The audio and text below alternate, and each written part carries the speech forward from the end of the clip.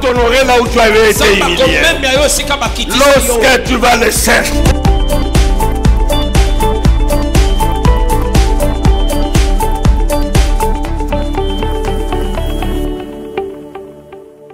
Cet enseignement pour dire à quelqu'un ton avenir ne dépend pas de ce que les gens décident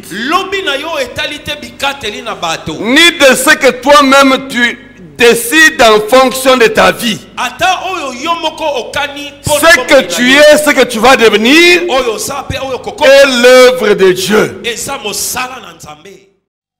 nous pouvons acclamer le roi des rois? Que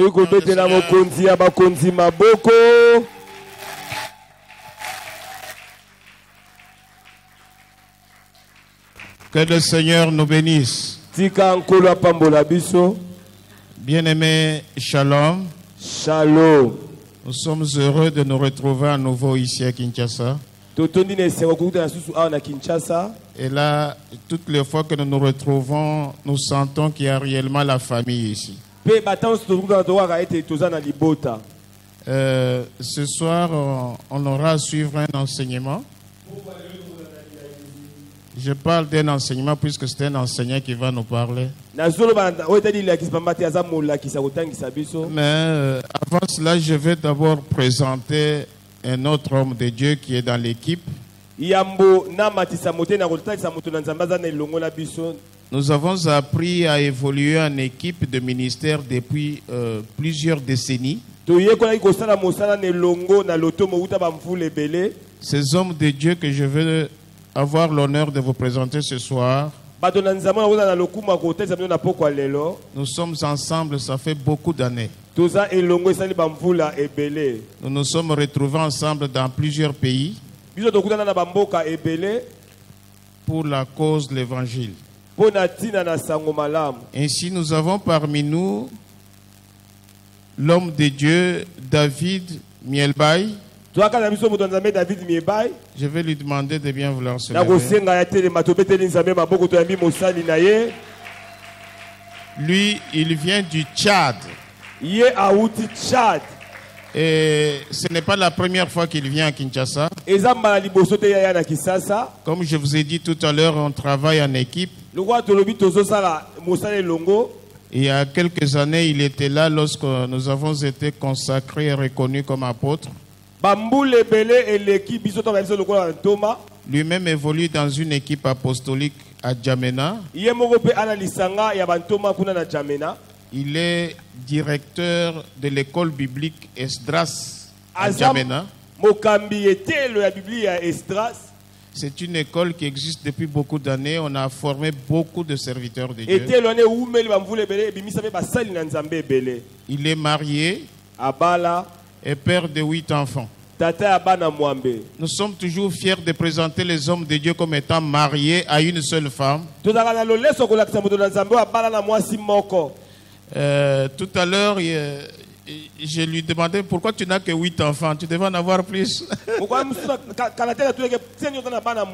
Il en a 8. Et le Seigneur a fait grâce que cette fois-ci il soit dans l'équipe qui est à Kinshasa. Dans le cadre du réseau Antioche. Un réseau qui est représenté dans plusieurs pays européens, africains. Et c'est lui qui représente ce réseau-là au niveau du Tchad. Nous avons la joie de l'avoir parmi nous. Malheureusement, ils sont là pour un court séjour. Sinon, ils pouvaient aussi passer nous édifier ici. C'est un grand enseignant de la parole de Dieu. Je vais lui demander de bien vouloir s'asseoir.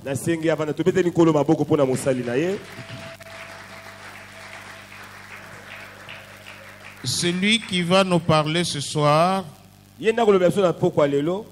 c'est le pasteur Philippe Monture. Vous comprenez, le nom là, ce n'est pas comme quelqu'un qui vient de Chikapa ou de Massimanimba. Le nom est de France. Je vous le présente comme quelqu'un qui est vraiment chevronné dans la parole de Dieu. La famille royale a la grâce ce soir de ne recevoir que des directeurs d'école biblique. David, directeur de l'école biblique au Tchad. Philippe aussi, c'est un directeur. Il est directeur de l'école biblique Antioche à Dijon en France. Et il évolue dans le secteur de l'enseignement, ça fait beaucoup d'années. Philippe, c'est la peau qui est juste blanche, mais ça c'est un Africain. C'est un habitué du terrain africain. Il connaît pas mal de pays africains, même le nôtre, même certaines provinces ici, il a déjà été. Il connaît le Congo central, il connaît le Bandundu, il a goûté aux nourritures de partout là. Et nous sommes dans la même équipe.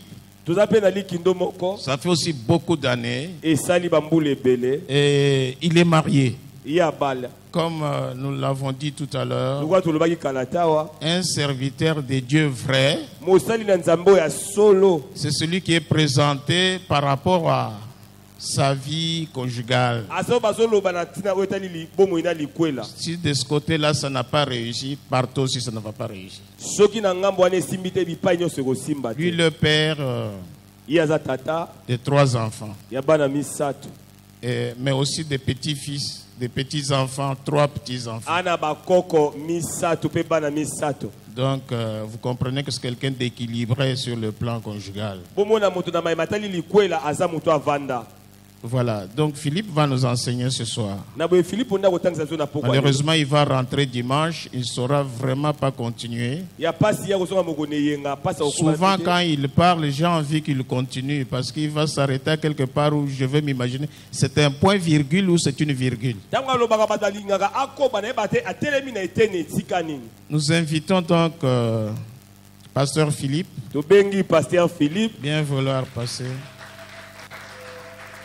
Bete lankolo maboko a bien.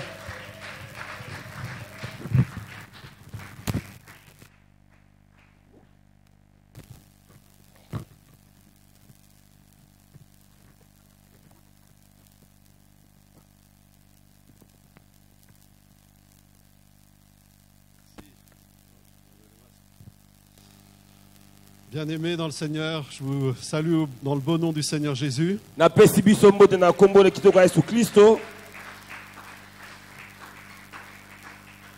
Merci beaucoup, apôtre Bertin, pour ces mots de présentation. J'aimerais vraiment lui dire merci. Parce que c'est lui qui nous accueille et qui a organisé tout ce séjour. Et merci infiniment pour tout le travail. J'aimerais aussi remercier le docteur David d'être là. En fait, moi j'aurais voulu être à votre place et vous écouter. Mais bon, voilà, vous avez choisi. Alors, maintenant, j'aimerais aussi remercier le pasteur Dieu merci pour son invitation. Pasteur, j'aime beaucoup le nom de votre église. Assemblée chrétienne, famille royale. Assemblée chrétienne, famille royale. Quand sur le chemin, en venant ici, j'ai vu une grande publicité. Et ça m'a posé une question. Je ne sais pas si les autres frères ont vu cette publicité. Mais une immense publicité sur un grand bâtiment. Peut-être vous connaissez cette publicité. C'est un grand panneau bleu. Et c'est marqué le whisky que boit la famille royale. Je me suis dit, mais dans quel genre d'église l'apôtre Bertin est en train de m'emmener? Et puis j'ai compris que non, le panneau parlait d'une autre famille royale. Une famille royale terrestre. Famille royale ya mabele. Alors que moi je suis invité dans une famille royale céleste. Famille royale ya likolo. Et ça c'est un beau nom. Pas seulement pour le mot royal, mais c'est vrai, nous sommes des fils et des filles de roi. Mais aussi parce que l'église est une famille. Et ça c'est un beau nom, la famille. Moi j'aime beaucoup ma famille. Comme il a été mentionné, j'ai 3 enfants. 2 sont mariés. Et j'ai 3 petits-enfants. Et un de mes plus grands plaisirs, c'est de réunir ma famille et de passer un temps avec eux, d'être autour de la table et d'être à l'aise avec eux. Alors j'aimerais que ce soit pareil ce soir. Soyez à l'aise avec moi. En tout cas, moi je suis à l'aise avec vous. Ça va comme ça? On est frères et sœurs. Du reste, je vous transmets les salutations de vos frères et sœurs en France. L'église, la famille de Dieu est une grande famille. Et peu importe l'endroit où on est, il y a une chose qui distingue la famille de Dieu sur toute autre chose. C'est que la famille de Dieu est belle. Et vous êtes beaux. Vous avez une gloire sur vous. C'est la gloire du Très-Haut. Le Seigneur est un grand Dieu. Jésus est un grand roi.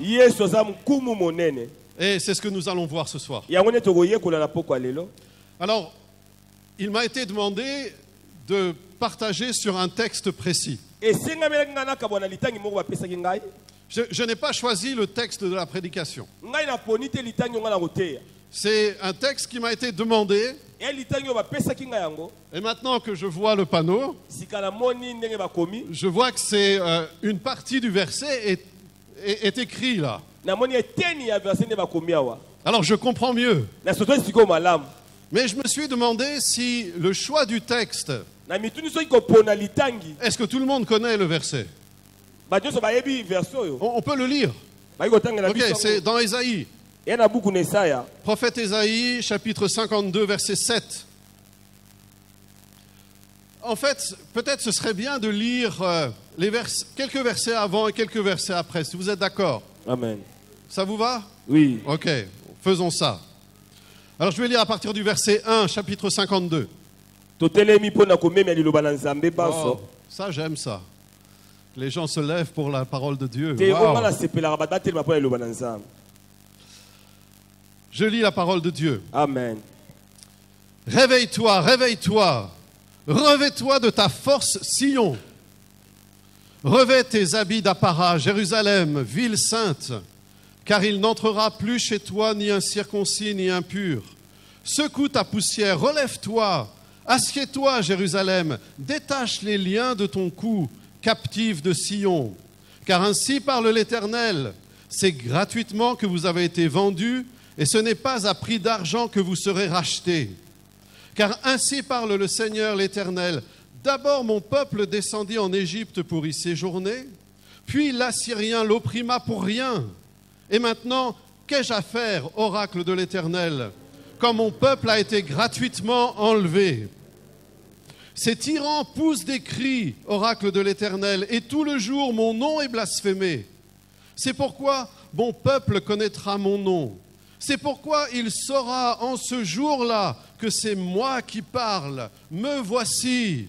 Qu'ils sont beaux sur les montagnes, les pieds du messager de bonnes nouvelles, qui publie la paix, du messager de très bonnes nouvelles, qui publie le salut, qui dit à Sion, ton Dieu règne. Amen. C'est la voix de tes sentinelles. Elles élèvent la voix, elles poussent ensemble des cris de triomphe, car de leurs propres yeux, elles voient l'Éternel revenir à Sion. Éclater ensemble en cris de triomphe, ruine de Jérusalem, car l'Éternel console son peuple. Il rachète Jérusalem. L'Éternel découvre le bras de sa sainteté aux yeux de toutes les nations, et toutes les extrémités de la terre verront le salut de notre Dieu. Amen. Amen, amen, amen. Alléluia. Amen. Vous pouvez vous asseoir. Bovandi. Le prophète Ésaïe, quand il écrit cela, il œuvre, il a son ministère parmi le peuple de Juda. Et le peuple ne va pas bien. Le peuple est rebelle envers Dieu. Et une menace pèse sur le peuple. Il y a cette grande nation qui s'appelle l'Assyrie. C'était la puissance militaire, politique de l'époque. Et le jugement de Dieu annoncé par Ésaïe, c'est que le peuple de Juda va suivre Israël en déportation. Les tribus d'Israël avaient été déportées quelque temps avant. Mais Juda, le peuple de Juda, les deux dernières tribus qui restaient, a suivi les voies d'Israël. Ils ne sont pas repentis. Ils sont allés dans les voies de la méchanceté, de l'idolâtrie. Et Dieu annonce un jugement. Et le prophète Ésaïe est dans cette situation. Mais il ne fait pas qu'annoncer le jugement. À partir du chapitre 40 d'Ésaïe, le prophète annonce un temps de consolation. Il annonce que des temps vont venir où Dieu va consoler son peuple. Et si on avait eu le temps, il aurait fallu lire tout ce passage. Mais c'est un bon passage à lire. Consoler, consoler mon peuple. Voyez, Dieu est ainsi. C'est un Dieu juste. C'est un Dieu qui juge. Mais son jugement n'est jamais pour faire du mal. Avec le jugement, il annonce la consolation. Son jugement a un but. Et Dieu est infiniment au-dessus de nous. La Bible dit que ses pensées sont au-dessus des pensées des hommes, qu'elle les dépasse de loin. Et Dieu, dans sa grandeur, dans son intelligence, annonce déjà la consolation du peuple. Et je ne sais pas si vous avez remarqué, mais la manière dont il expose les choses, il annonce pas simplement une déportation, mais il parle aussi. Je ne sais pas si vous avez lu dans les passages qu'on a lus tout à l'heure, il dit aussi, il parle aussi de l'Égypte. Il parle aussi de l'Exode. Il y a comme un lien qu'il fait. Vous voyez, Dieu voit l'histoire de l'humanité d'un seul coup. Il est tellement au-dessus de nous. Dieu est tellement grand qu'il voit l'histoire de l'humanité d'un seul coup. Et dans cette annonce, parce que vous avez compris que c'est une annonce de délivrance, il y a un messager qui arrive. Ça c'est le verset 7. Il y a un messager qui porte de bonnes nouvelles. Et dans ce message, il y a toute l'histoire résumée. Depuis le fait qu'Israël est parti en Égypte. Et il est dit que Israël, verset 4, d'abord parle le Seigneur l'Éternel, d'abord mon peuple descendit en Égypte pour y séjourner. Ça veut dire que, vous vous rappelez comment Israël est allé en Égypte? C'est Joseph, un des fils d'Israël, vendu par ses frères, qui est allé en Égypte. comme esclave. Comme serviteur, il s'est retrouvé même en prison. Mais Dieu l'a élevé, il est devenu le premier ministre de l'Égypte. Et le peuple a grandi après Joseph. Et le peuple est devenu une menace pour l'Égypte. Et Israël s'est trouvé dans l'esclavage. Et il a fallu que Dieu le délivre. Et Dieu a envoyé un homme qui s'appelait Moïse pour délivrer le peuple d'Israël. Et le peuple est passé par un exode. Il est sorti d'Égypte. Et il a été délivré.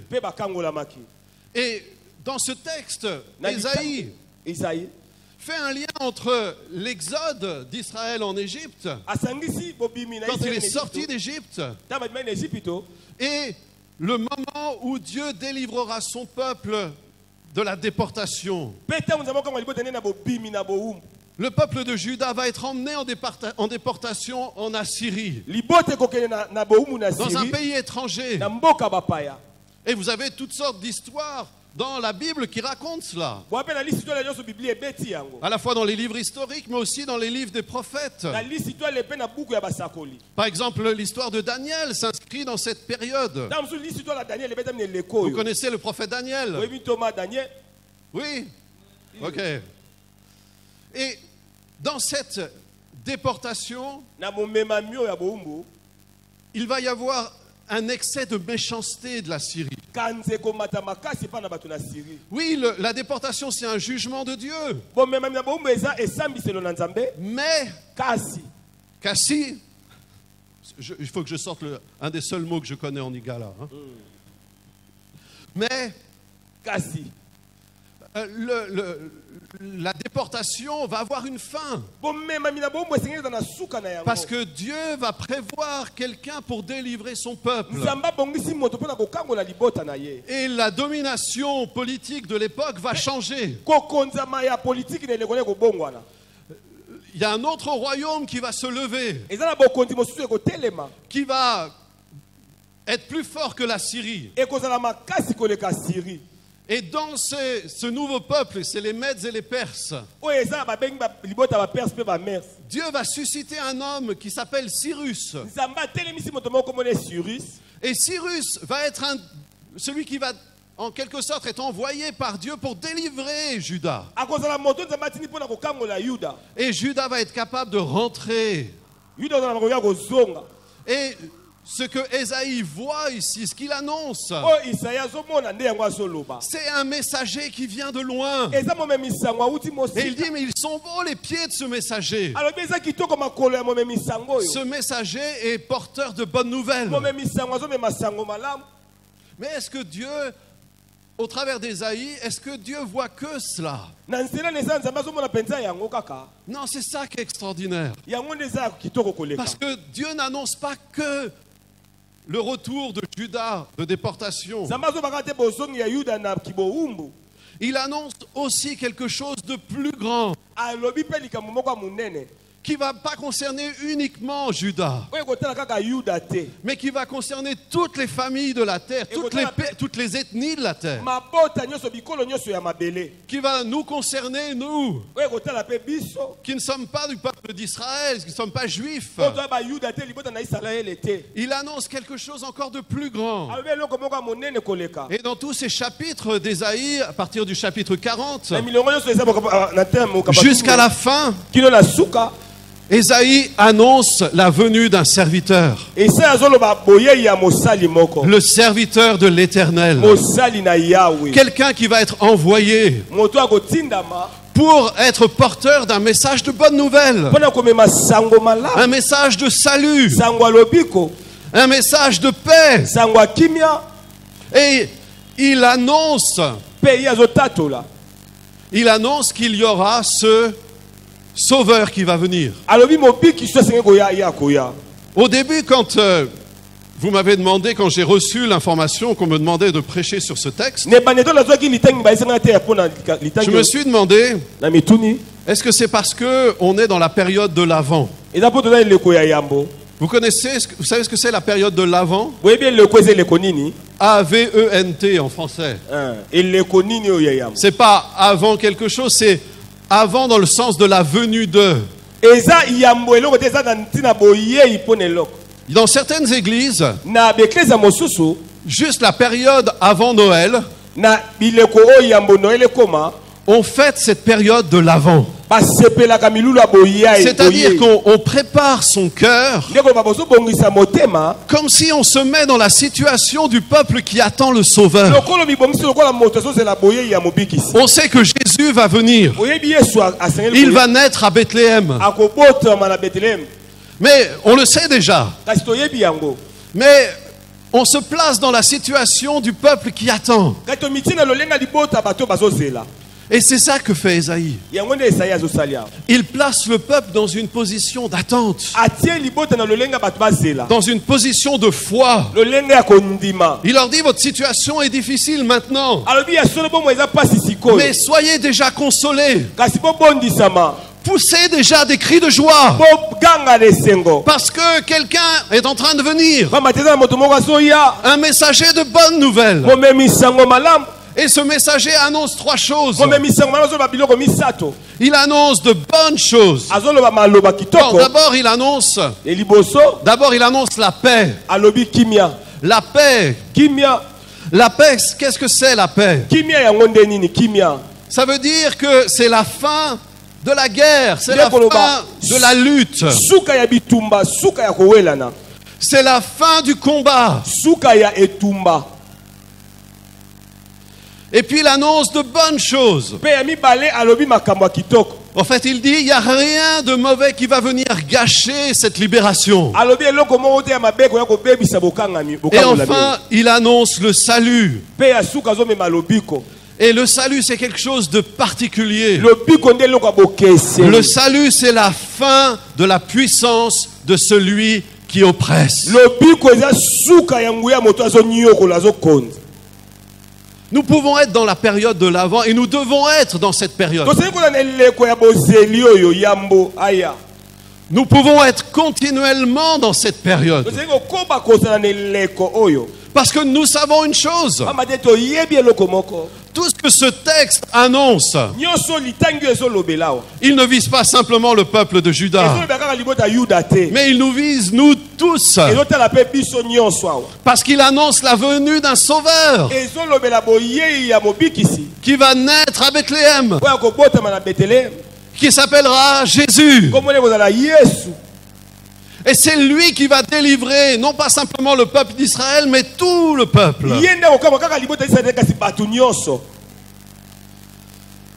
Et je reviendrai là-dessus tout à l'heure. Mais en Jésus, nous avons la consolation. Amen. Quelles que soient les choses difficiles que nous avons vécues. Et la vie est difficile. Il y a des douleurs. Il y a des souffrances dans cette vie. Mais la volonté de Dieu, la volonté du Seigneur, par la puissance du Saint-Esprit, c'est de venir consoler notre cœur. Et ce soir, Dieu veut venir consoler votre cœur. Il y a la consolation du Tout-Puissant dans la parole de Dieu ce soir. Il y a aussi la fin de l'oppresseur. La venue de Jésus, c'est la fin de la puissance du diable. C'est la défaite de celui qui oppresse. C'est la défaite de celui qui tient les hommes prisonniers de la peur de la mort. Jésus est venu. Et Jésus est venu comme celui qui nous délivre. Et vous savez que dans le Nouveau Testament,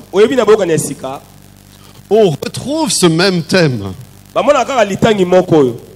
voyez, c'est très intéressant. Parce qu'il y a beaucoup de citations de ces textes d'Ésaïe dans les évangiles. Des fois, nous, quand nous lisons la parole, nous lisons la Bible d'une manière séparée. Mais il nous faudrait lire la Bible dans une continuité. Parce qu'il y a des choses qui sont reprises dans le Nouveau Testament qui sont annoncées dans l'Ancien. Et des fois, c'est pas toujours visible à première vue. Et il nous faut prêter attention. Parce qu'il y a une richesse dans ce que Dieu annonce dans sa parole. Et notamment dans l'évangile de Matthieu. Matthieu annonce Jésus. Mais il l'annonce comme un nouveau Moïse. Comme, vous voyez, le rapport que Ésaïe fait entre Moïse, la sortie d'Égypte, la libération de la déportation et la venue de Jésus, tout ça c'est un tout, c'est un ensemble.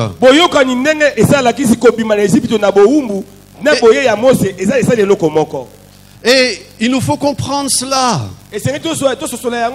pour comprendre la portée du salut que Dieu nous a donné. La venue de Jésus, l'œuvre de Jésus, c'est l'œuvre d'un nouvel exode. Dieu prend un peuple qui est opprimé, qui est esclave, qui est esclave dans le royaume des ténèbres, et il délivre ce peuple, et il le fait passer pour le transporter dans son royaume de lumière. Et tous ceux qui ont été délivrés par ce sauveur qui s'appelle Jésus sont membres citoyens du royaume du Seigneur, du royaume de Dieu. On fait tous partie de la famille royale. Nous avons été transportés, délivrés de l'oppression, de l'esclavage, comme le peuple d'Israël en Égypte, comme le peuple de Juda en déportation. Nous avons été sortis pour entrer dans quelque chose de nouveau. Des fois, les gens voient le salut comme après notre mort.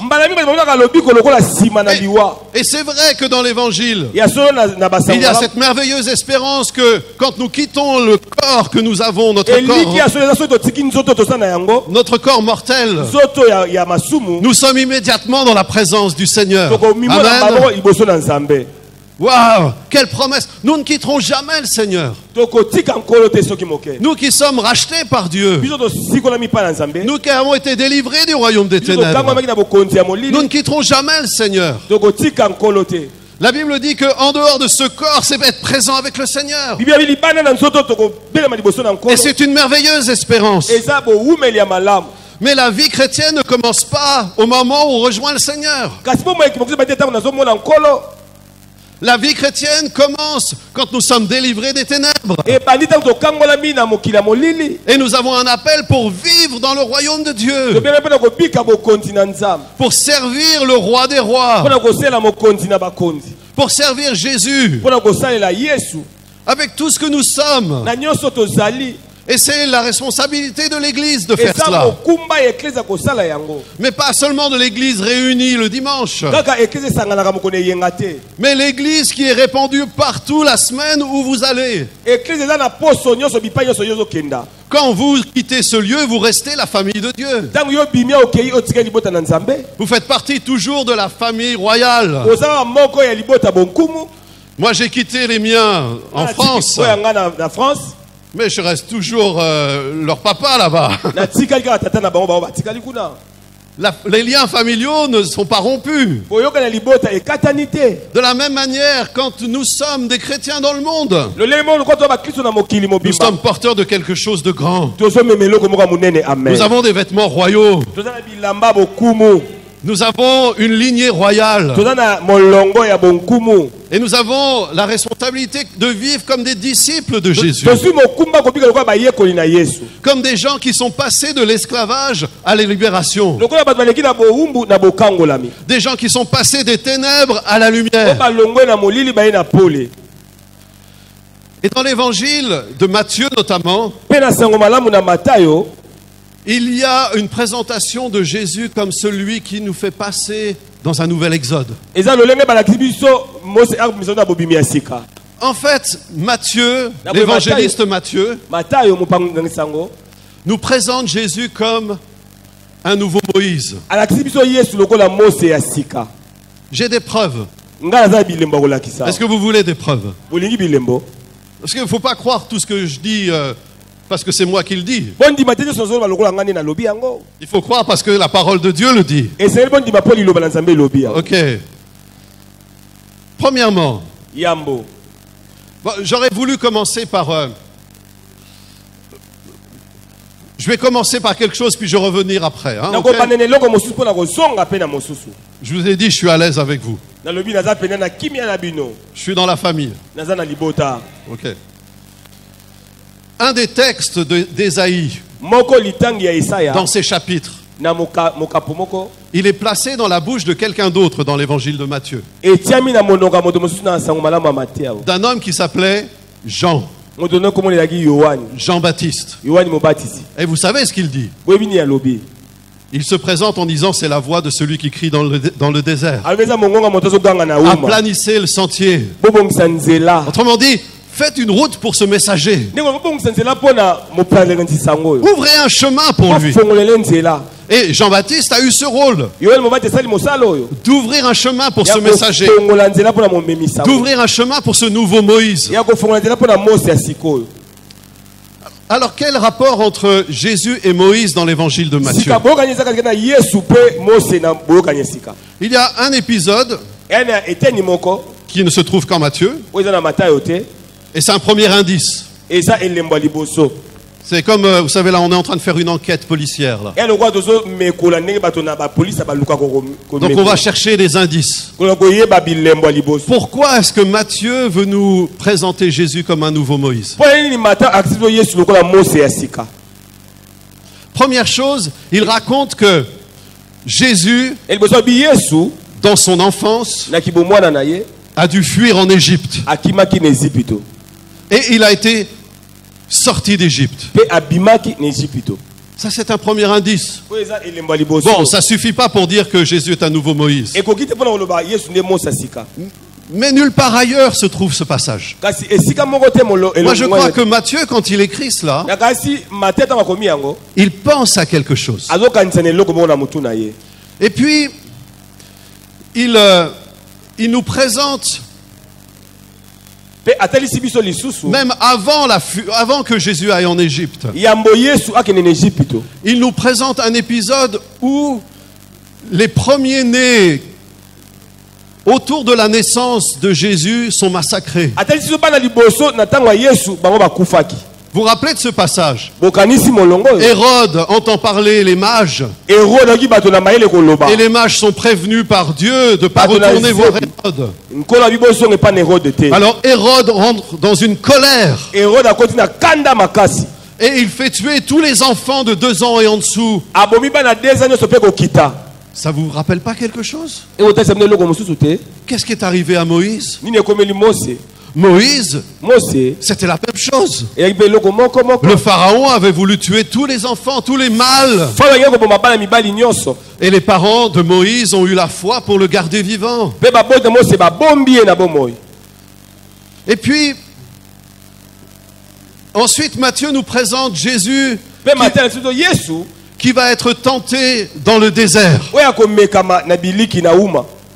Combien de jours il va être tenté? Combien de jours il va passer dans le désert? 40. 40 jours. Combien d'années le peuple d'Israël a passé dans le désert? 40. Vous pensez que c'est un hasard? Non, Matthieu veut présenter Jésus comme un nouveau Moïse. Pareil, le massacre des enfants autour de lui, la fuite en Égypte. Et puis ensuite, ce passage. Et ce n'est pas fini. D'ailleurs, quand Jésus est tenté dans le désert, vous savez avec quelle parole il répond au diable? Le diable vient le tenter dans le désert. Et Jésus cite des versets de la parole. C'est intéressant qu'il cite un seul livre. Et vous savez quel livre il cite? Le livre du Deutéronome. Là où Moïse raconte, avant d'entrer dans la terre promise, juste avant de rentrer dans la terre promise, Moïse reprend toute l'histoire de par où le peuple d'Israël est passé. Et Jésus, comme un nouveau Moïse, utilise ces passages pour lutter contre l'oppresseur. Pour répondre à l'oppresseur, il utilise les passages de Moïse. Wow. Ensuite, Jésus passe voir Jean-Baptiste. En fait, ça c'est avant la tentation, juste avant. Jésus passe voir Jean-Baptiste. Qu'est-ce que faisait Jean-Baptiste à ce moment-là? Il baptisait les gens du peuple. Et il venait se faire baptiser pourquoi? Pour se repentir de leurs péchés. Et Jésus arrive devant Jean pour être baptisé. Quelle est la réaction de Jean? Il dit non.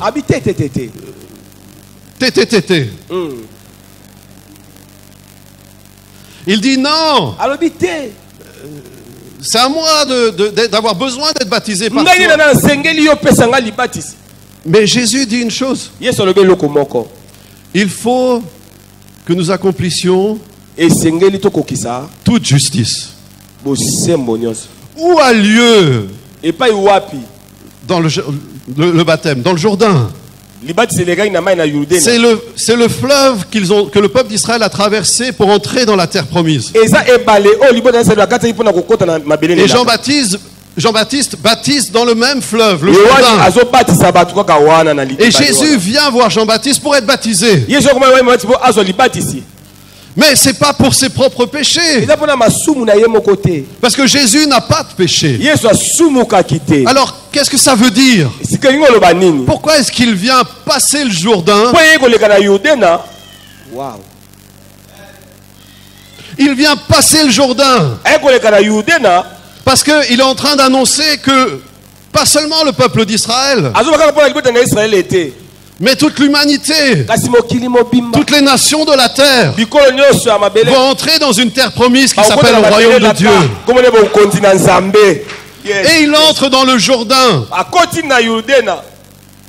Ceux qui venaient se faire baptiser pour la repentance, le signe c'était qu'ils se débarrassaient de leurs péchés au fond du Jourdain. Et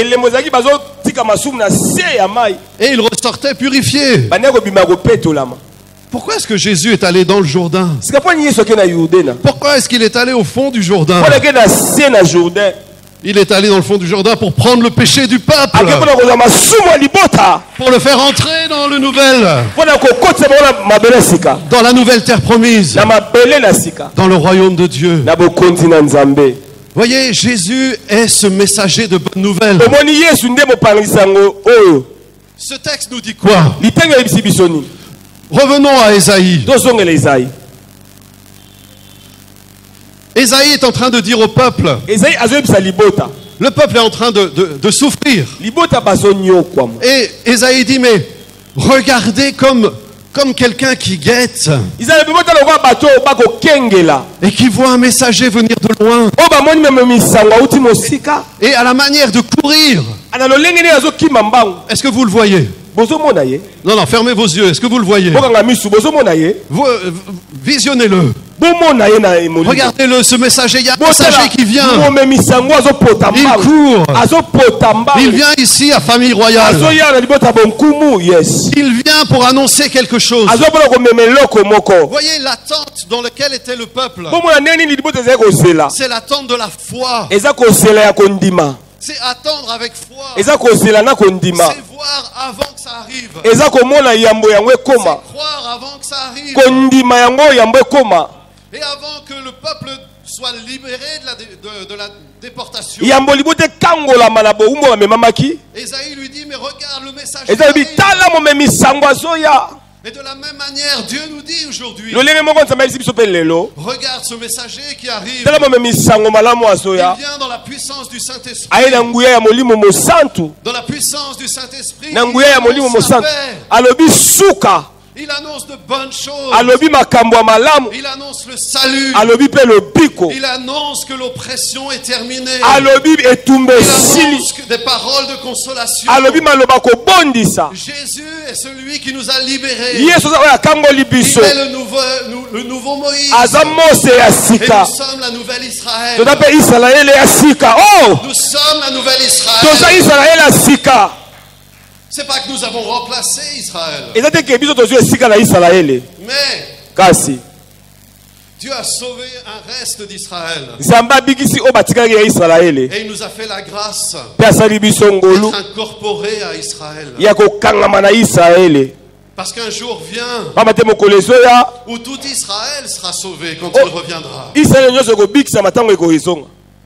Les paroles d'Ésaïe sont vraies. Le messager annonce toujours de bonnes nouvelles. Et pour nous aussi.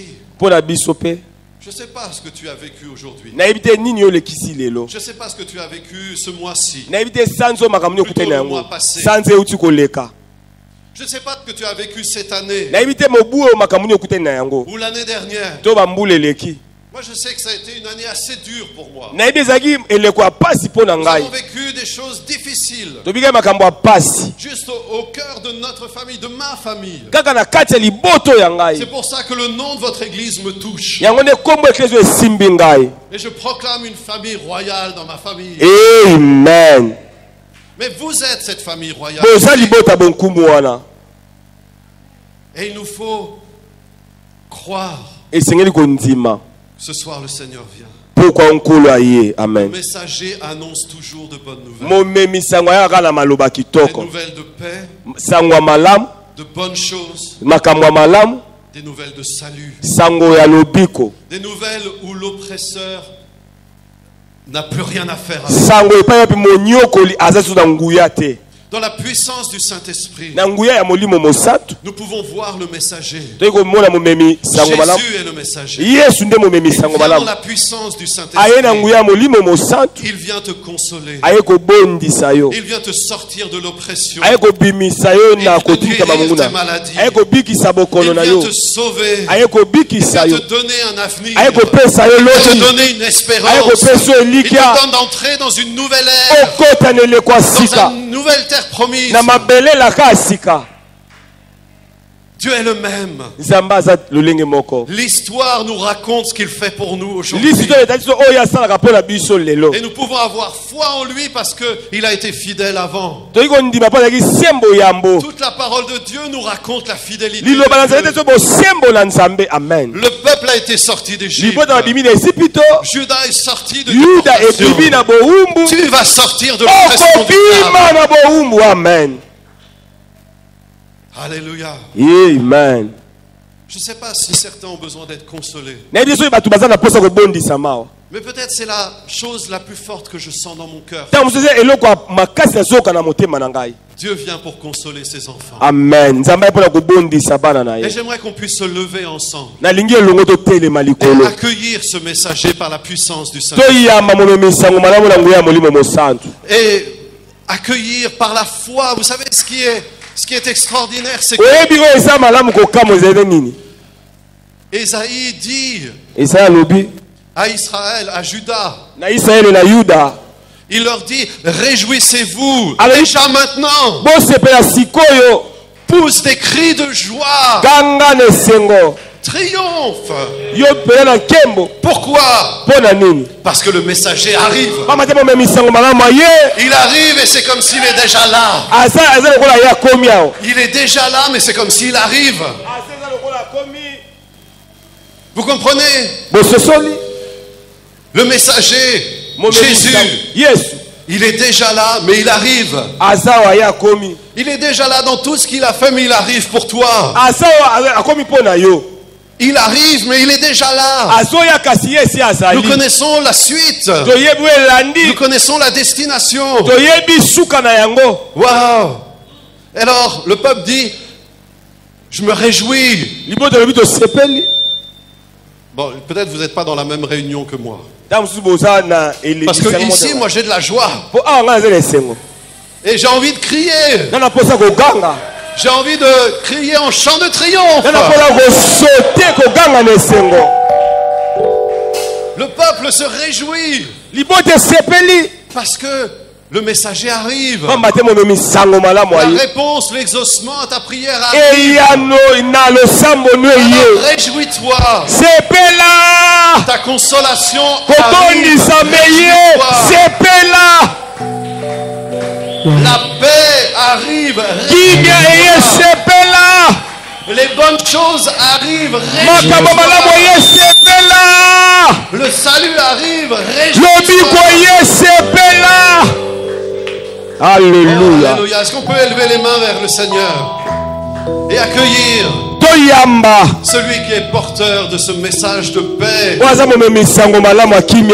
de bonnes choses, de salut, de consolation. Il est là pour toi ce soir.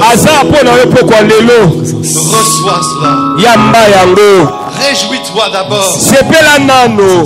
C'est comme la femme qui est stérile. Esaïe dit à la femme stérile, réjouis-toi, femme stérile, car celle qui est stérile aura plus d'enfants que celle qui est enfantée. J'aimerais te dire, je m'adresse à des femmes ce soir. Si tu as un problème de stérilité, réjouis-toi, car celui qui donne arrive. Celui qui agit au-delà de ce que nous pouvons imaginer et penser, c'est lui. Alors réjouis-toi. Réjouis-toi, toi qui as besoin d'être consolé. Ne pleure pas, mais réjouis-toi. Ou dans tes larmes, réjouis-toi. Parce que celui qui vient pour te consoler, il arrive, il est là. Il est à la porte. Il est à la porte de ton cœur. Il est à la porte de ta foi. Si tu laisses la porte de la foi s'ouvrir dans ton cœur, alors ce messager va rentrer et va t'apporter la consolation, va t'apporter le salut, va t'apporter la guérison, il va t'apporter tout ce qu'il a en réserve. Alléluia. Est-ce que quelqu'un peut crier Alléluia? Alléluia. Alléluia. Alléluia. Alléluia. Seigneur, merci. Bien-aimés, élevons nos mains vers le Seigneur. Et si vous avez cette foi dans votre cœur, que votre messager est là, il est là pour vous à la porte. Il est là. Il vous annonce le règne de Dieu. Maintenant, à partir de maintenant, ce n'est plus la maladie qui va régner, c'est le règne de Dieu. À partir de maintenant, ce n'est plus la tristesse qui va régner, c'est le règne de Dieu. Le messager est là à la porte de ton cœur. Si tu te réjouis de ce messager, avant qu'il entre, tu le vois arriver de loin et tu dis oui, il arrive. Je me réjouis, il est là. Tu es comme cette femme à la perte de sang qui dit si je touche le bord de son vêtement, je serai guéri. Yes. Et tu te réjouis à l'avance. Alors à ce moment-là, le messager va rentrer. Et dans la puissance du Saint-Esprit, il va accomplir sa volonté. Il va accomplir sa volonté.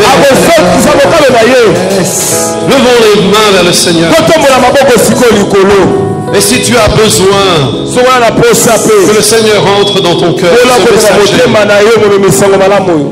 Peut-être on peut faire de la place et demander à ceux qui veulent de venir, ou peut-être c'est plus facile que les ministères se déplacent.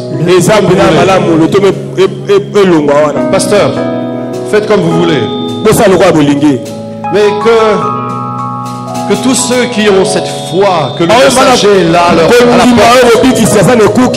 et qui croient que ce soir, c'est la fin de l'oppression, c'est la fin de la tristesse, c'est la fin de la maladie, parce que le messager est là. Tous ceux qui ont la foi pour se réjouir, si vous pouvez vous réjouir à l'avance, alors avancez-vous. Si vous avez de la joie, si vous pouvez dire oui, le messager est là, avancez-vous. Venez recevoir. Le messager est là. Si vous pouvez crier de joie et dire oui, le messager est à la porte.